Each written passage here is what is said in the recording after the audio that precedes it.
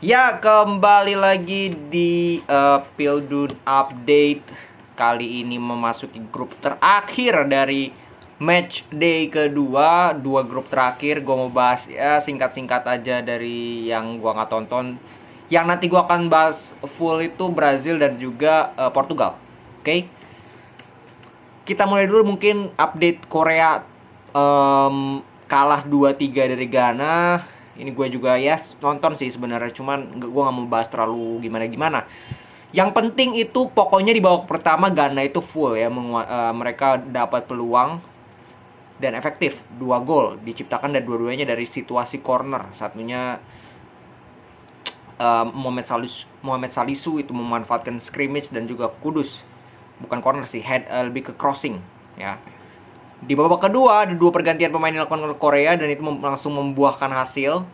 Memang secara tidak langsung, tapi secara permainan mereka lebih agresif dan mendapatkan 2 gol lewat heading.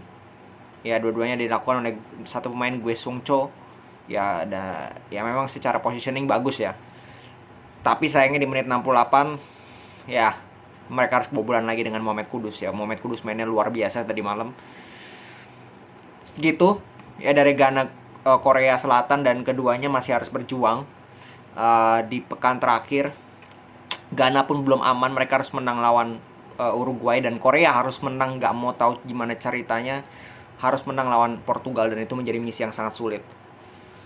Terus Kamerun Serbia ini juga sangat seru, hujan gol ya kalau gue bisa bilang.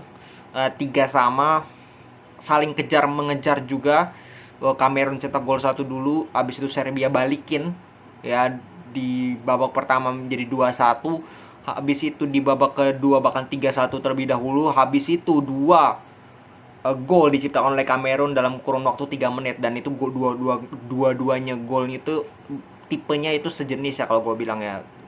Lepas dari jebakan offside yang terlalu tinggi dari Serbia, Vincent Aboubakar dan juga Choupo-Moting bisa mencetak gol penyama kedudukan. Jadi Kamerun pun belum aman peringkatnya, mereka masih di peringkat 3 dengan 1 poin, dengan Serbia juga peringkat 4 dengan 1 poin. Mereka harus berjuang mati-matian di match day terakhir. Lalu kita ke menu utamanya. Yang pertama itu Brazil melawan Switzerland. Brazil tanpa Neymar Junior karena cedera kemarin. Jadi ada beberapa dan Danilo ya. Danilo juga absen. Jadi Danilo digantikan oleh Militao main di kanan, dan di tengah Neymar digantikan oleh Lucas Paqueta. Di depan masih sama sisanya ya, Fred, Casemiro, Vinicius, Richarlison itu masih main. Sedangkan Switzerland ya nggak banyak berubah juga. Jan Sommer, LVD, Akanji, Whitmer, Rodriguez, Granit Xhaka, Freuler, Rieder, Sow, Vargas, dan juga seorang Embolo. Ya, babak pertama Brazil masih kesulitan ya kalau gue bilang, tapi ya sudah menunjukkan dominasi yang begitu besarnya ya. Sampai babak kedua mereka dapat gol dari Vinicius yang dianulir.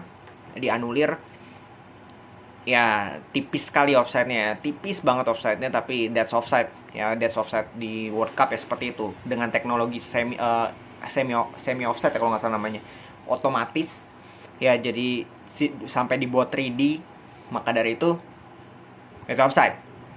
Sampai harus seorang DM yaitu Casemiro yang mencetak gol di menit 83, baru Brazil bisa membuka keunggulan mereka ya. Dan kalau gue bisa bilang ya, bagaimana sebenarnya masuknya Rodrigo ya di menit 46 menggantikan Lucas Paqueta. Lucas Paqueta nggak terlalu jelek, tapi ya gimana, dia juga bukan pemain yang sangat kreatif seperti Neymar. Sedangkan digantinya Lucas Paqueta dengan Rodrigo ini gue bilang ini bagus, dia bermain sebagai second striker. Di Madrid pun beberapa kali dia bermain di belakangnya Benzema, dan dia cukup bagus bermain di situ. Dan itu di babak kedua kemarin Rodrigo main di situ. Asisnya kepada Casemiro itu kan kerjasama dari antara Vinicius dan juga Rodrigo dengan akhirnya Casemiro ya. 3 pemain, 2-nya pemain Madrid dan 1-nya mantan pemain Madrid, dan kelihatan koneksinya itu sudah sangat pakem lah ibaratnya. Dan Brazil kembali lagi panasnya ini menurut gue di babak kedua, di mana mereka lebih menekan lagi kalau gue bilang pertahanan dari Switzerland. Tapi Switzerland pun nggak dapat peluang sama sekali menurut gue sih yang berbahaya. Mereka hanya dapat 6 shot, 2 off target, 4 ke block. Artinya nggak ada on target sama sekali. Jadi Praktis pertahanan dari Brazil juga tidak terlalu diuji, terutama Alisson Becker. Dia tidak terlalu banyak mendapatkan tendangan ya. Bahkan ada beberapa peluang yang harusnya Brazil bisa mencetak gol, tapi malah tidak masuk ya. Contoh dari Vinicius, contoh dari Rodrigo tidak masuk ya, masih bisa di save oleh penjaga gawang. Jadi selamat untuk Brazil menjadi tim kedua yang lolos ke babak 16 besar setelah Prancis. Dan mereka, gua rasa di pertandingan 3 nanti bisa saja dia melakukan rotasi ya, melawan Serbia. Bisa saja ada beberapa pemain yang diistirahatkan karena mereka sudah pasti lolos, which is good menurut gua. Lalu kita ke pertandingan terakhir penutup dan juga pamungkas juga, yaitu Portugal Uruguay. Ya, Portugal kemarin meraih kemenangan 3-2 melawan Ghana. Dari starting line up tidak banyak berubah, hanya satu perubahan yang gue bisa dua perubahan. Tiga. Sorry. Tiga.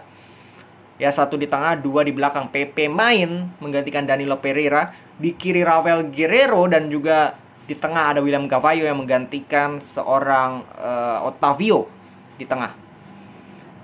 Sebenarnya Uruguay, gue berharap bermain dengan 4-3-3 seperti pertandingan pertama, kalau lu ingat melawan Korsel. Tapi gue bingung, sama dengan Ghana kasusnya. Kemarin Ghana pun gue lihat mereka bisa main dengan 4-2-3-1. Kenapa mereka tidak tunjukkan itu melawan Portugal? Mereka tidak menekan sejak awal. Ya, justru ketika tinggalan baru mereka menekan. Formasinya aja 3-5-2. Gue gak ngerti. Mainin si yang namanya Coates, umurnya 32, Godin 36, Gimenez 27. Ditotalin udah 100 tahun itu bertiga. Gue gak ngerti, lu pakai 3 back yang lambat dengan 2 fullback, yang satunya dari Flamengo, satunya dari Napoli. Oke, Miguel Oliveira, Mateus Oliveira oke lah, tapi nggak top juga. Ya, dan di tengah masih sama Vecino, Bentancur, Valverde, di depan Cavani dengan Nunes. Bagaimana jalannya pertandingan? 30 menit awal Portugal full menguasai. Uruguay megang bola 5 detik aja nggak bisa. Benar-benar defense, totally defense. Ya, dan terlihat memang Gimenez ini disuruh memang untuk mengawal seorang Joao Felix. Ditempel ketat, nggak dikasih ruang sama sekali. Diikutin mau kemana-mana, dan kelihatan Uruguay ini mainnya keras sekali. Keras sekali kalau gue bisa bilang ya. Beruntung mereka nggak dapat kartu merah menurut gue. Terutama sih yang namanya Bentancur sama si Vecino itu nggak dapat kartu kuning bahkan ya. Kemarin tuh mainnya kasar banget, aduh, pusing gua ngeliatnya. Habis 30 menit Uruguay mulai lebih melawan, terutama pada saat peluang pertamanya Bentancur yang mampu di-save oleh Diego Costa, kipernya Portugal. Habis itu Uruguay mendapatkan angin lah ibaratnya. Ya, dan nggak banyak peluang juga kalau gue bisa bilang di babak pertama dari kedua tim. Masuk babak kedua, ya Guerreiro masuk gantiin Nuno Mendes karena cedera ya. Nuno Mendes di menit 42 karena dia baru fit juga kan. Sebelumnya kan cedera juga, jadi agak tampaknya kambuh. Babak kedua, sebelum gol pertamanya Bruno Fernandes yang kontroversial itu, sama mainnya. Uruguay bertahan. Ya, Portugal terus mengurung. Mereka sabar, mereka passing ke kiri kanan. Memang terlihat membosankan. Tapi ya mau bagaimana, lu lawan parkir bus ya, apa yang lu bisa lakukan kecuali bersabar dan menunggu ada celah kecil yang itu mampu dimanfaatkan oleh Bruno Fernandes yang memberikan crossing kepada Ronaldo maksudnya. Ya, dan itu bisa menjadi gol. Orang bertanya, orang memperdebatkan hal yang menurut gue nggak perlu diperdebatkan, yaitu harusnya Ronaldo atau Bruno yang cetak gol, harusnya ini itu. Menurut gue nggak terlalu penting ya. Hal itu gini, kita bisa lihat di kasus gol ini, bagaimana Bruno Fernandes melakukan crossing yang bagus. Itu yang pertama. Yang kedua, ada kontribusi juga dari Ronaldo. Gue sepakat tidak kena, itu nggak kena sama sekali. Jadi wajar golnya Bruno. Tapi ada kontribusi dari Ronaldo yang melakukan pergerakan, mencoba heading. Sehingga kalau lu lihat kipernya si Uruguay yang namanya si Rocet ini, itu bukan ngelihat bola, tapi ngelihat si Ronaldo. Bengong. Sehingga refleksnya terlambat dan akhirnya kebobolan. Ya, jadi menurut gue ini terlalu receh untuk dibahas. Ya, harusnya siapa yang cetak gol, harusnya gini-gini. Aduh, menurut gue terlalu, sorry tuh saya buang-buang waktu gitu. Bullshit lah. Ya, Yang terpenting adalah bagaimana Portugal ini, kalau lu lihat pemain-pemain yang kemarin mainnya kurang itu, pertandingan kali ini mainnya lebih disiplin. Joao Cancelo, Bernardo Silva, Ronaldo juga mainnya keren banget di pertandingan kemarin. Dia nggak hanya cuma nunggu di depan gawang, tapi turun juga lebih terlibat lagi dan memberikan beberapa create chances yang cukup berbahaya kepada pemain Portugal lainnya, membuka ruang ibaratnya untuk pemain Portugal lainnya. Jadi perannya itu 3 pemain di depannya Portugal, Bruno, Ronaldo, Joao Felix, dengan mungkin ada Bernardo Silva di tengah, itu punya peran yang begitu penting. Mereka bermain sangat mobile, sangat susah untuk dijaga secara man to man oleh pemain dari Uruguay. Mungkin Joao Felix doang yang dijaga man to man, sisanya itu benar-benar fleksibel, sehingga Uruguay itu ya ibaratnya sulit sekali. Baru terjadi gol itu. Habis itu sebenarnya Uruguay bisa kok melakukan penyerangan. Mereka ada beberapa momentum di mana mereka benar-benar menekan pertahanan dari Portugal. Dapat beberapa peluang, tapi kembali lagi menurut gue harus mengapresiasi bagaimana penampilan dari Diego Costa. Ya, kiper yang dibully di pertandingan pertama karena bikin banyak blunder. Ya, gol pertama, gol kedua itu dia diem doang. Terus di menit-menit terakhir hampir bikin blunder. Di pertandingan ini dia membuktikan. Dan kalau kalian nonton review pertandingan pertama, di mana gue bilang gue akan memberikan kalau gue jadi pelatih Portugal, gue akan memberikan kesempatan lagi kepada Diego Costa karena dia masih muda. Dia terbukti main bagus kok di Porto. Ya, dia terbukti main bagus dan dia masih muda. Kemarin itu anggap aja sebagai demam panggung. Kita lihat di match kedua dan dia membuktikan sangat luar biasa penampilannya. Dua save penting menurut gue. Save pertama Bentancur, yang kedua peluang dari Arrascaeta. Itu peluang yang berbahaya mampu di save dua-duanya dengan sangat clean.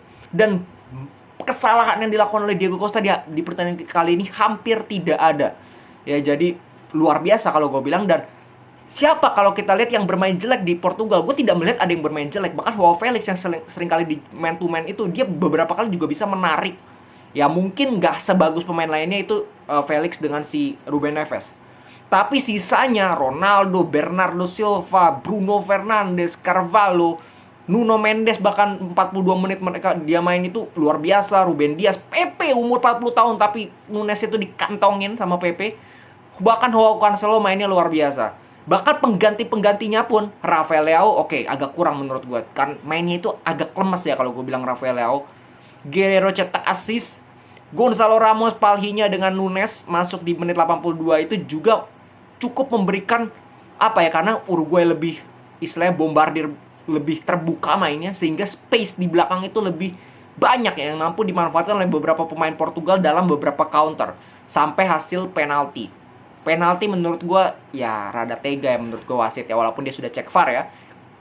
Tapi kan Gimenez itu posisinya dia jatuh, ya tangannya itu nggak bisa dikontrol, tapi tetap dianggap penalti dan Bruno bisa mencetak 2 gol yang menurut gua killing the game menit 90-an, 93 yang killing the game. Habis itu bahkan dia dapat beberapa peluang untuk bisa mencetak hat-trick. Ada 2 peluang besar.